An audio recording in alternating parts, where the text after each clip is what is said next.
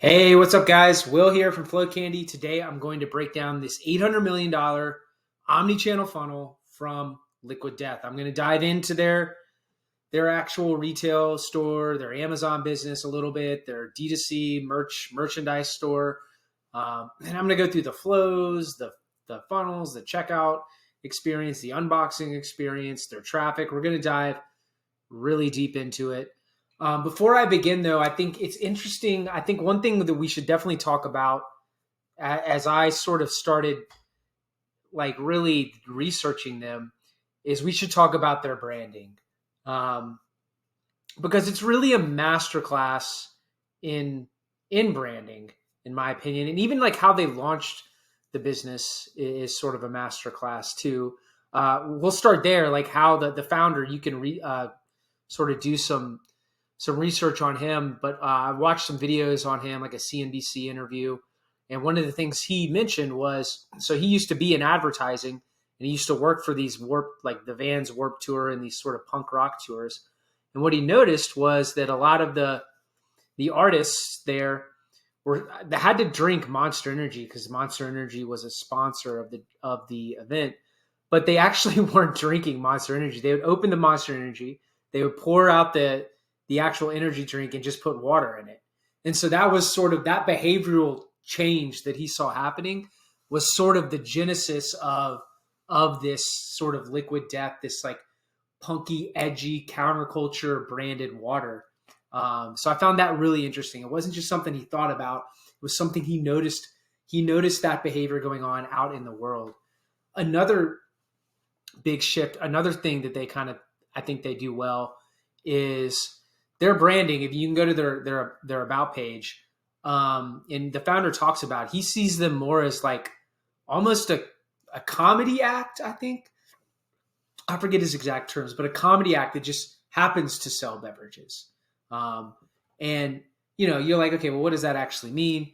But it's actually pretty good positioning because it allows him to really just riff on current events and all sorts of things. And he can just do that forever and ever and ever and use Liquid Death as a vehicle to do that. And that really gives them longevity as a brand. It's kind of like if you're familiar with the show South Park, that show has been on forever and all they do is just riff on current events. And so I found that very, very interesting. But as we go through this, you'll see me talk about their branding because they really, like, again, it's this counterculture punk rock type vibe and they are using it everywhere. And it's really, really cool. It's a real masterclass, both strategically and tactically. As you'll see, as I get into the nitty gritty, they are doing some things that I haven't seen people do before or any other store do before. So let's sort of jump into it. High level, I'll start with just an audit. They are getting roughly under 1 million views a month to their website. Top country is the US. Bounce rate is 54%. Organic traffic is mostly how they're getting their traffic. Although you'll see as I jump into it, I think they spend a lot of their marketing budget probably on creating these promotional videos, partnering joint ventures with like Travis Barker, the drummer from Blink-182, I think, and Wiz Khalifa down here, I think, is one of their top backlinks. So they're probably investing in that. And actually the launch of Liquid Death, that they launched this one viral video. They probably spent like $4,000 or $5,000 on it. And I think that today, that video probably has like 5 million views. So even like with how big they are today at like $800 million, that's probably still not a large amount of investment to invest in these sort of funny viral videos that they make. But I think that's where a lot of their marketing comes from. Also, just so you know, I think that this brand, like and you'll hear me talk about it, if you just go to your local Target or your local Whole Foods, if you're in the US, and you just look at where that packaging is, it's like this crazy packaging with skulls on it and artwork that's in the water aisle. It's right next to Dasani and Zephyr Hills. And, so it's like, it really, really stands out. It's really quite different compared to anybody else in their category. And so I think that alone just is intriguing. It's also like quite more expensive too when you think about it. I'm a big LaCroix drinker, Spindrift drinker. I'm drinking one right now, and I think I probably spend $6 or $7 here in Atlanta where I live on like a 6 or 12 pack of this, and or I guess a 6-pack. And Liquid Death, it's like over $10, $12, $13. I mean, yes, you're getting these like tall boy cans, but yeah, it just goes to show like how well they've done, how well their branding has been executed, and how it's sort of impacting, I guess, price elasticity on retail shelves. So I found that very, very interesting as well. But anyway, just continuing through the funnel, top organic keywords, again, a lot of branded keywords, Liquid Death, Death Liquid. They do social media very, very well. I think that two that really stick out to me are TikTok and YouTube. Now they're just sort of remixing what they do on YouTube, on TikTok, but I found that something very interesting with them is if you go to their TikTok page, you'll see this. So yeah, they have these like sort of, funny takes, these sort of viral videos. But actually, their most viewed video it almost looks like a UGC video. I'm not sure if this is actual UGC, but it's pretty fun.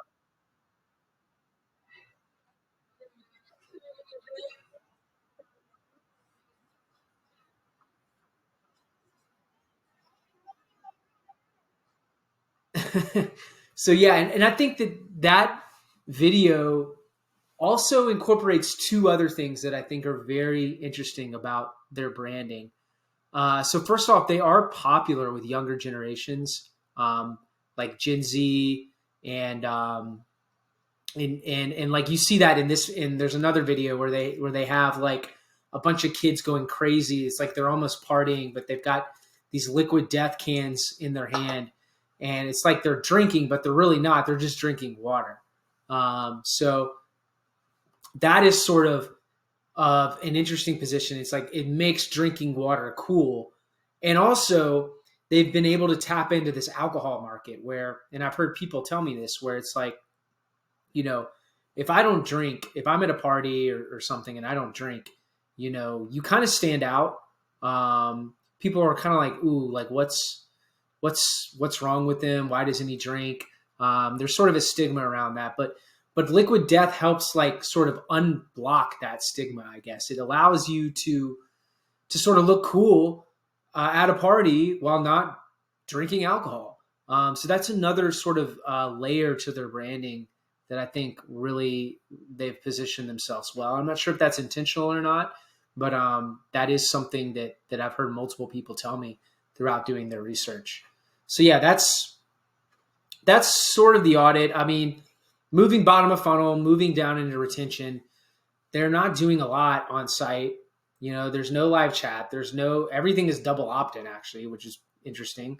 They're not doing really any pop-ups. They do have this very interesting flow that I'll dive into called the sell yourself flow.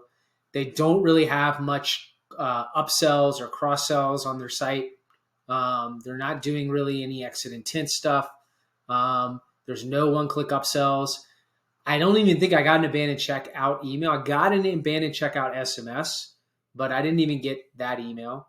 So that's interesting. No bounce back flow. They do an NPS survey in the checkout. And again, I'm going to show you this. It's really cool how they do that with their branding. It's very edgy and different. They also do use like standard Shopify shipping notification emails. They're not using like Wonderment or Aftership. They are sending newsletters, about 2 a week, based off my research. And I bought something online. I bought one of their most popular products. I also bought on Amazon, and I bought in my local Target. So I became a customer in all three channels just to get exposed to it. And I haven't seen really any win back or post-purchase flow or anything like that. So that's just high-level audit. let's jump into the actual funnel here. And what I really want to do is I want to begin at the end of the funnel, because I think this is something that they do better than anybody I've ever seen, and or at least any brand I've seen. And one thing that we talk about here, at least in my agency with some of my clients, and just internally how I think about building any business, it's like creating raving fans. It's so important. When you create raving fans, you basically create word of mouth marketing. And word of mouth marketing is the best form of marketing. I mean, just think about it. Imagine if someone tells you, hey, you got to check out this, one of your friends or family tells you, hey, you got to check out this cool product. You got to read this new book. Like, I don't know the number, but I think it's like I'm 7 or 8 times more likely to go buy that now that I've heard it from like a friend or family.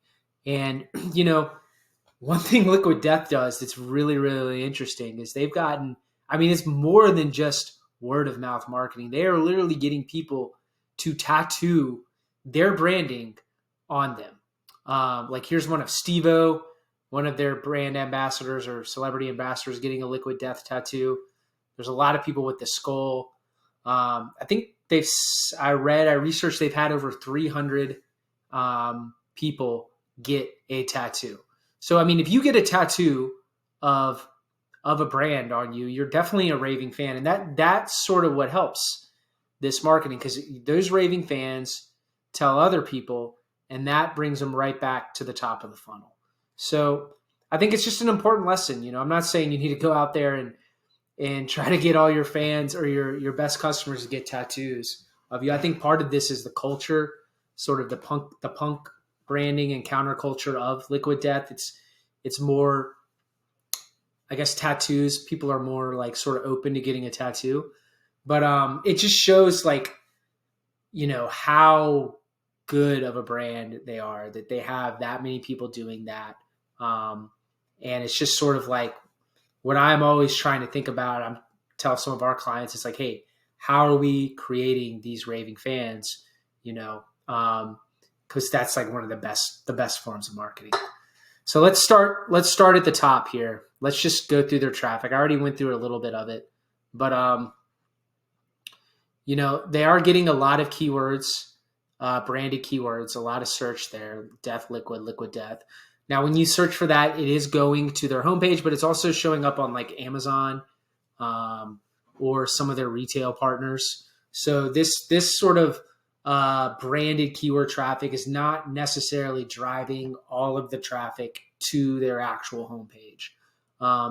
They do have really good, I would say, they do well on all social media. I would say TikTok and YouTube are probably their best channels, if I had to guess.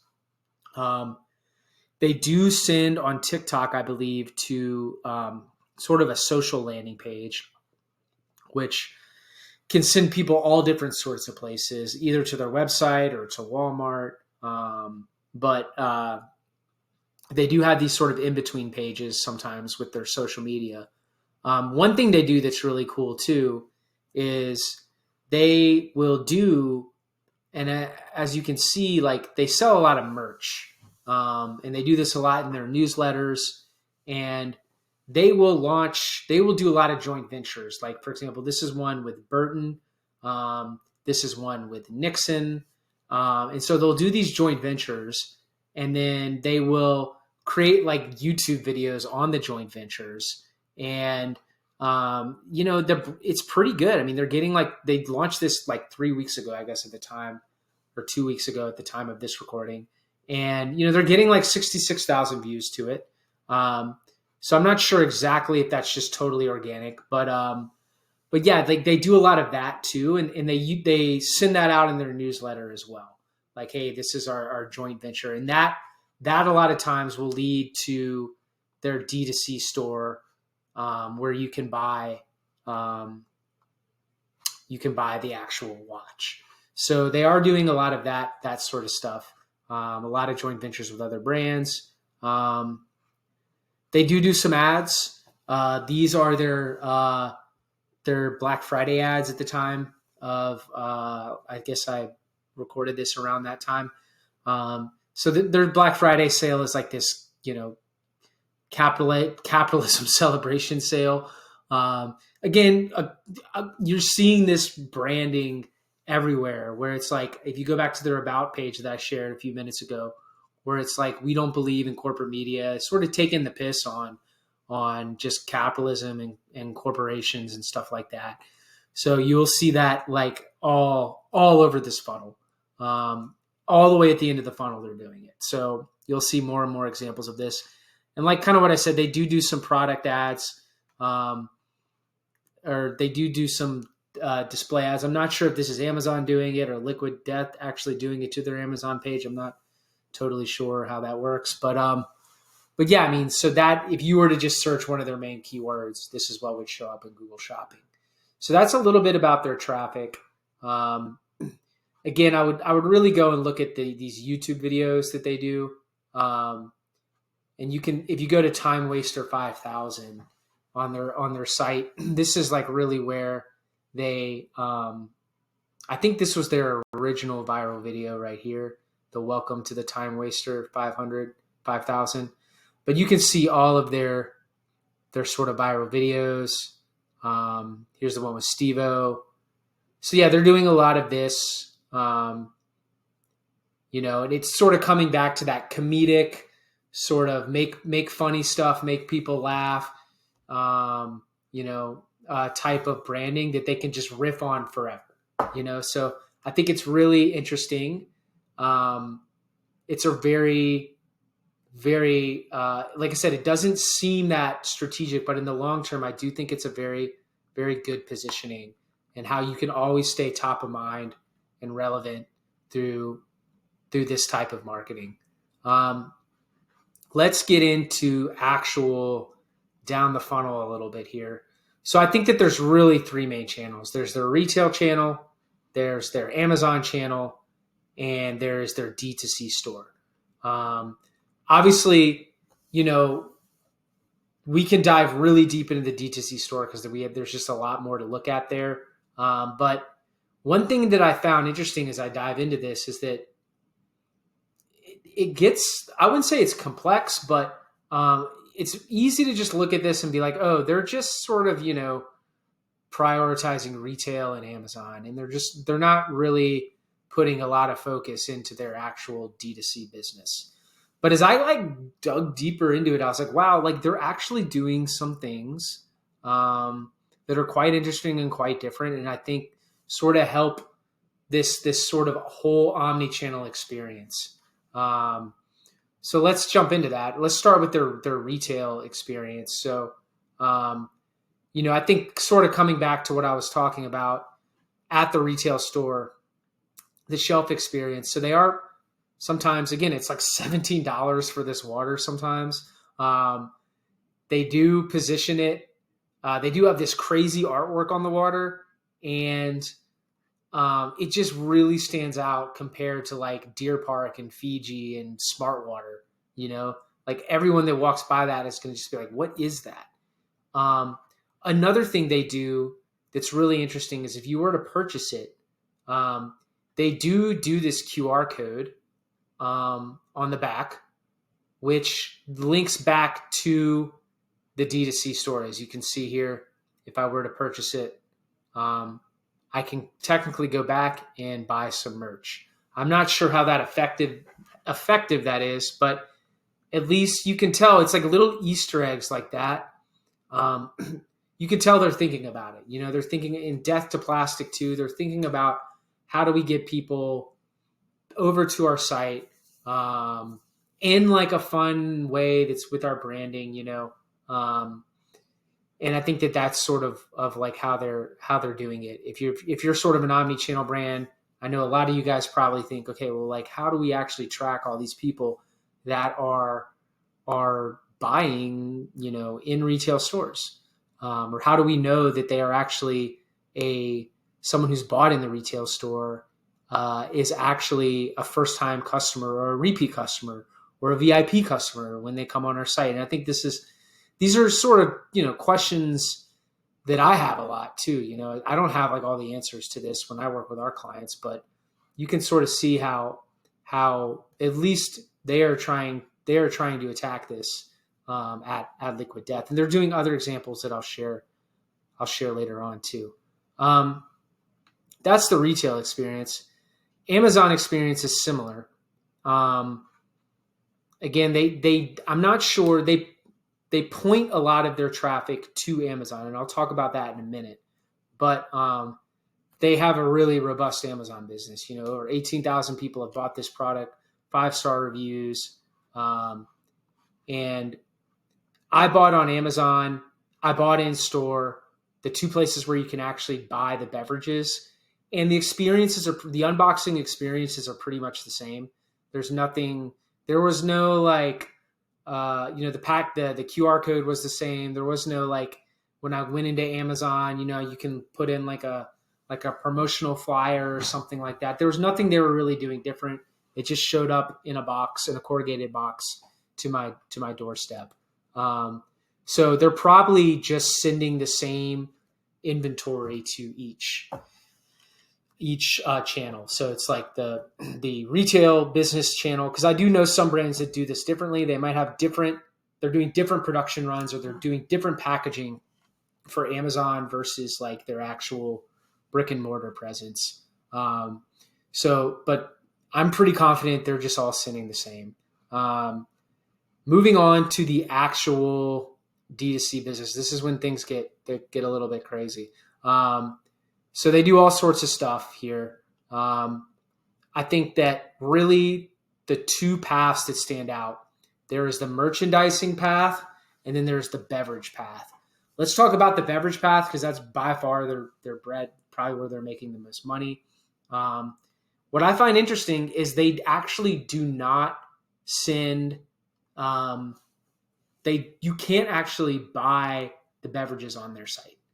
They are sending beverages to third party. They're sending that traffic to a third party. So if you were to go here and type in like beverages, or click on beverages, and you were to go to just their all of their water is buy on Amazon. They do have one at the time of this recording that is buy at Walmart. So I'm just wondering if there's some sort of like special agreement they have, or some joint venture they have with that.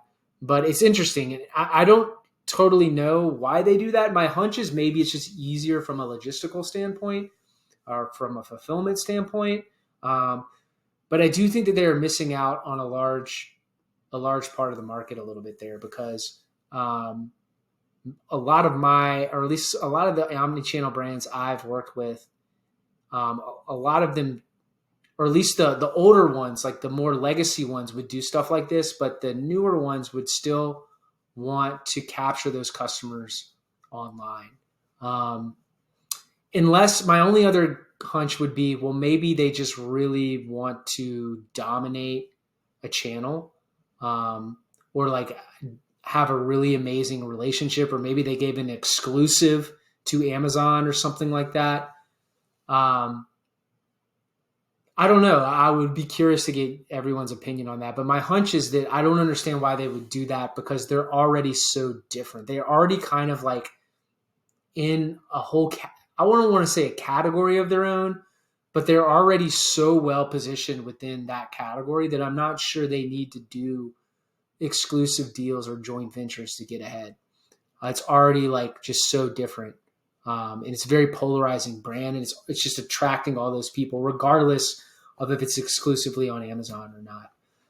Anyway, so it's the same funnel going on here. I actually bought it from their site, same packaging. Another thing that they do, and I think that a lot of omnichannel brands should be doing this, is they give the option to buy it in store. So if you were to go to buy on Amazon, if you were to click on their product detail page, you could click shop in store. And this is a great way to, position yourself that you're helping your retail partners drive traffic.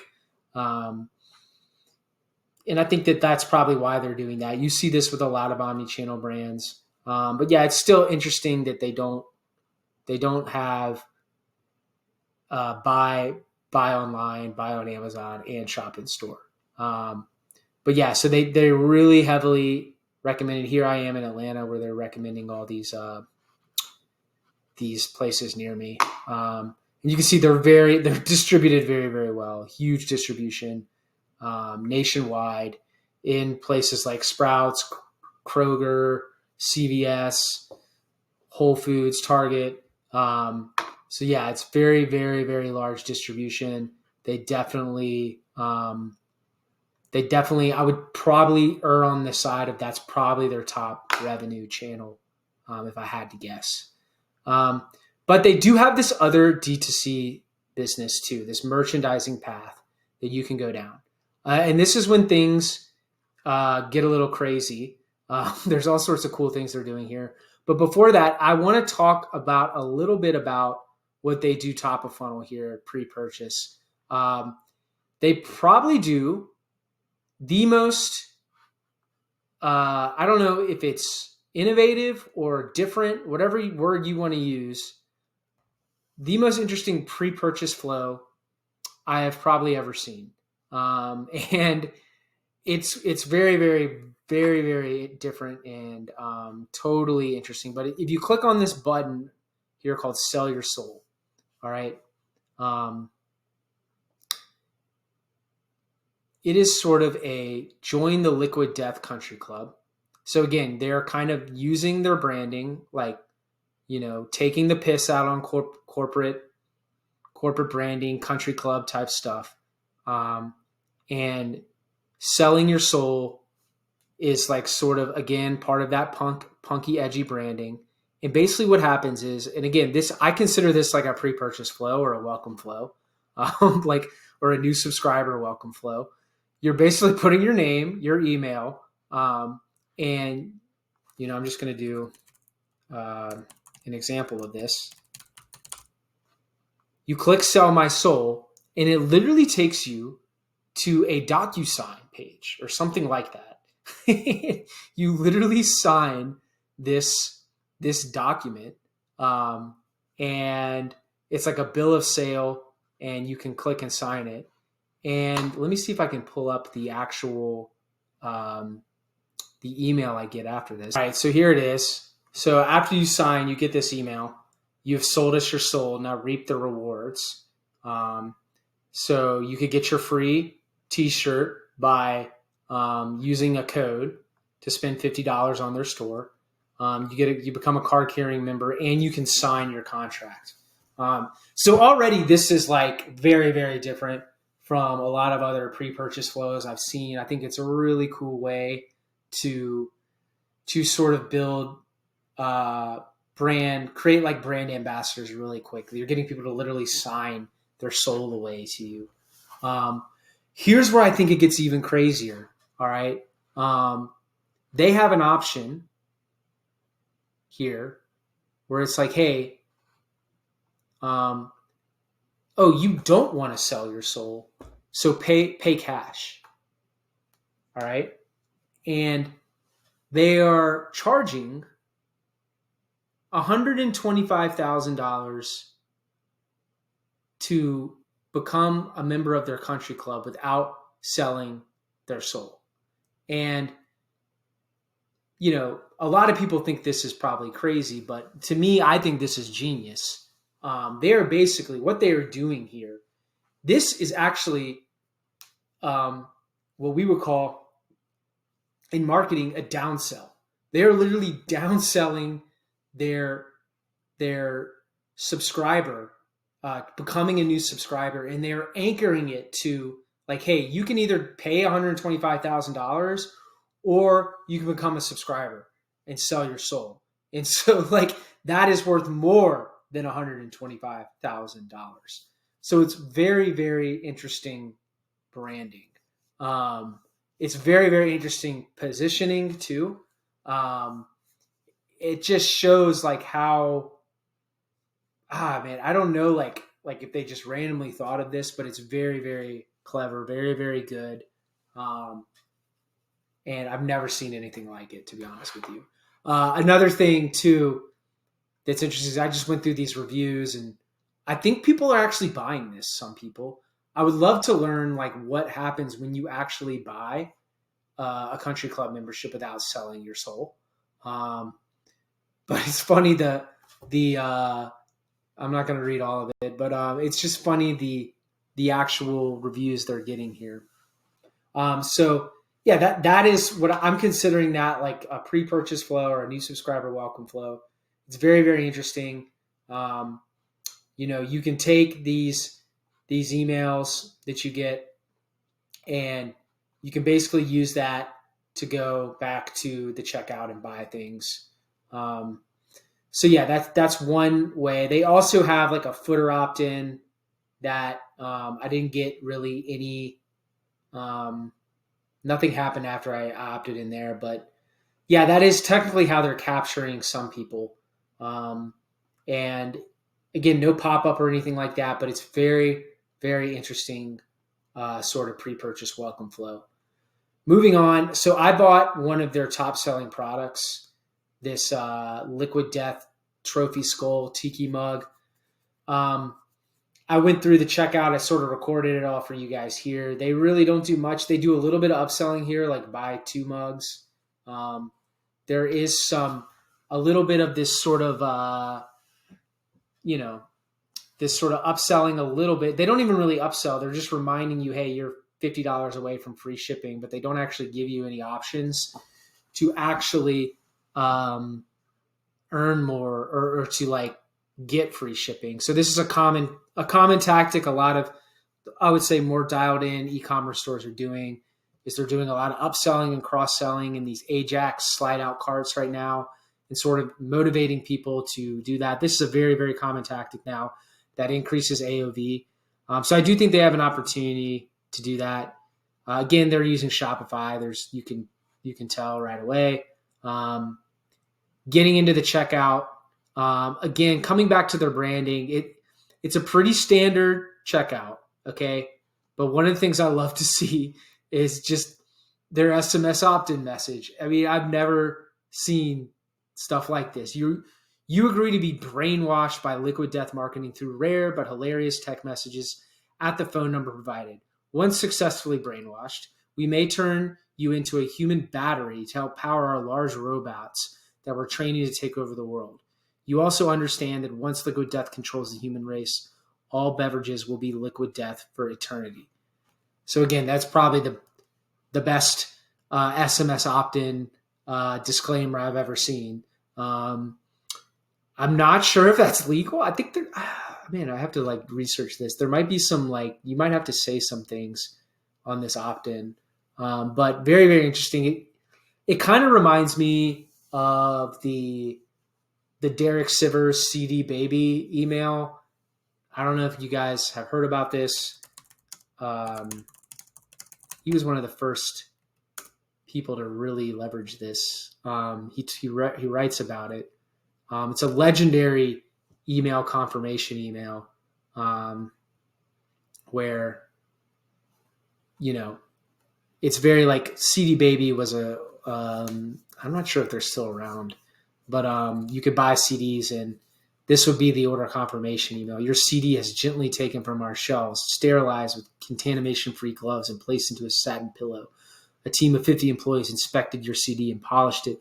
Again, it's like it gives me that type of vibes. It's like they're looking for like every little angle to sort of pepper their branding into their funnel, and it's really, really cool to see. Getting into the checkout, the abandoned checkout, I got a double opt-in. So you can tell like I don't even think they send an abandoned checkout email. I never got one. I did get a abandoned checkout SMS from Attentive. They're using that. This is the giveaway, attn.tv. Again, they have put some of their like special branding into it. The items you abandoned are scared and alone. If they're left in limbo any longer, they may cease to exist. Save them before it's too late by clicking them below and completing your order. So a little bit about a little bit dialed back. I think they could like ratchet up it a little bit more. but they are using some scarcity. And I do think that there's some natural scarcity in probably their abandoned cart messages. They do a lot of joint ventures. And so these are probably limited production runs. And so I think it's not like fake scarcity or anything like that, but I do think they could probably, your items are scared and alone, left in limbo. Like there's probably a lot more branding they could ramp up here. But yeah, it's pretty cool to see this abandoned checkout flow. Moving into the actual after you order, because I placed an order, here's the thank you page. And I'll talk about this because they do some interesting things here.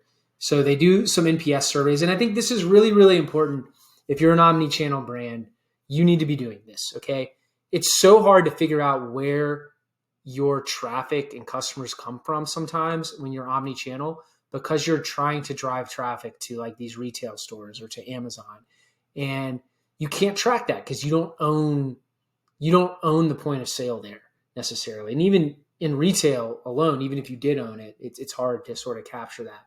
So what they do is they do these like sort of NPS surveys at the end of checkout, just trying to learn more about who you are and where you came from. And so they do the standard, like, how did you hear about us? Who are you shopping for today? And then again, at the end, it just gets very, very punky and edgy, and I love it. Do you have any words of eternal praise and or condemnation you'd like to share with the marketing robots at Liquid Death? So it's like really, really cool how they're sort of peppering in their branding again, because you could look at this store and be like, oh, they're not doing anything really that complex. They're not doing upsells. They're not doing abandoned checkout flow. They're not doing, pop-ups and stuff like that. But they have gone through a lot of touch points, and they have looked at it and sort of optimized it to what matters to their brand. And I think that is respectable for sure. All right, moving on. That is sort of the NPS survey. Also, they do this refer a friend, which I can find. Yeah, if you go here, they're using this sort of refer a friend, and you can click on that link, and that goes all the way back to here, refer a friend, and you'll see some of the things they do here is, hey, Brian has gifted you a free gift, and I guess you get these koozies. One thing that they do that's really cool too is I'm pretty sure they're using Smile.io, the actual app, to do this, but it's basically a loyalty app. And, one of the things I like that they do, just their little edgy version of it, is instead of being like, hey, collect points or get to this tier, it's like, hey, start collecting skulls. Again, it's just like a little bit of a twist. Just kind of going back to what I've talked about earlier, is like they are thinking intentionally about everything they do and sort of how they can leverage their brand there. Okay, so you move on to the post-purchase emails. Again, there's not a lot. I got another double opt-in confirmation, so they're not using single opt-in. You do get this right a couple minutes after you purchase, like this loyalty, welcome to the loyalty program email. Again, you would never know it's a loyalty program. It's just saying, hey, you've got 43 skulls. But they're basically doing what a lot of brands are trying to do with these loyalty apps, but they're doing it in more of like a fun, unique way. Again, not using points, not using tiers. Their order tracking emails are very, very, very simple. They have is this it? I forget where it is. Their post-purchase email. Yeah, so this is their order confirmation email, right? This is what I find really interesting, okay? So this is just the stock Shopify order notification template. A lot of brands spend a lot of time thinking about how can we optimize this. Here in my business, Flow Candy, we do a lot of these sort of like elevating the order notification, the notification templates. They're just using the stock one, but they've still gone in and edited it a little bit. Again, using their branding here. Thanks for turning your body or home into a shrine to Liquid Death. Our angels of death are prepping your order to be shipped. We will notify you as soon as it goes out. Again, it like when I sort of read a lot, it's giving me the Derek Sivers CD Baby email vibes here. This sort of post that went viral years ago. But yeah, and they do that. There's a standard short order notification email, standard shipping notification email. Death is near. Again, sort of a funny pun there. And then you get a delivery notification. And they're already trying to sort of build that virality into their brand, make your friends jealous and terrified of their thirst by tagging Liquid Death on social. Our social media robots would love to welcome you to the cult. Very interesting. Again, coming back to that sort of making fun of corporate media and stuff like that. And still using standard order notification templates. There's nothing crazy here with their design or anything. Zooming out, let's talk about another thing that they did that I think is really, really cool if you're an omnichannel brand, all right, is this post-purchase survey. So I got this email maybe the next day, I think within 24 hours of me buying online. And it's help our marketing robots conquer the human race much faster. And so you click on it, hell yes. Again, a lot of their call to actions are like, hell yes, very edgy, punky. And you go to a massive type form. I mean, this is like one of the longest type forms I've seen in e-commerce. And they are really diving in deep here. And I think, again, if you're an omnichannel brand and you have all of these clients, or excuse me, all of these customers coming in from different channels, and it's hard to track who's who and where it's what, and actually get sort of zero-party data on your actual customer. I think it's critical to do stuff like this. Like, you have to be sort of surveying them. And, it's very basic questions that you would expect. So they're trying to learn just more about how easy it was. Like, what do you like about Liquid Death? What do you dislike about Liquid Death? Again, like, they changed, like, this is a standard NPS question on a scale of 1 to 5. How well does Liquid Death match as a brand? And they just take that NPS type question and just sort of frame their brand around it with the skulls instead of like the stars. And 1 skulls equals it doesn't match Liquid Death at all. 2 is it matches it, or 5 equals it matches it perfectly. Really cool to see that. Again, more sort of Liquid Death or NPS standard customer survey type stuff. And again, they're just trying to get all this information that they probably would get if all of their customers were shopping online. But they do know that a lot of their customers are coming from maybe a different channel, and it's hard to track like where traffic is actually coming from. Again, they're really diving deep here. This is like, I've seen B2B dive this deep. I've never seen B2C really dive this deep. Like, how old are you? Now that our marketing robots have had their fill, do you have any words of eternal praise or condemnation that you'd like to share? And then again, at the end, they sort of do this congrats, you've successfully removed the necessary parts of your brain. So it's like coming back to that funny branding. They give you a code to get free shipping, and that takes people right back to the D2C store. And again, I don't think this is having like a major impact on their sales. I doubt, I would be surprised if even 5% of their customers that go through this actual D2C store fill out that funnel. Maybe more because their branding is so good. But in my experience, it's really hard to get people to fill that much out. But it's a great way to get people to come back. But also, most importantly, from an omnichannel perspective, it's a great way to get zero-party data on your customers, just learning more about that. Because that's like such a problem for omnichannel brands. It's just trying to understand where your customers are coming from if they're not coming from your store, and why they came to, or if they're not coming from something that you can track, like where are they coming from, why are they coming from, and what information about them, or what is some information you can learn about them, especially in this era now too, where you can't really use the pixel so much with Facebook pixel and Apple cracking down on that, or Google Analytics getting rid of whatever there was before. Now it's GA4, and we don't have as much visibility into sort of like the reporting that we used to. So it's very, very critical.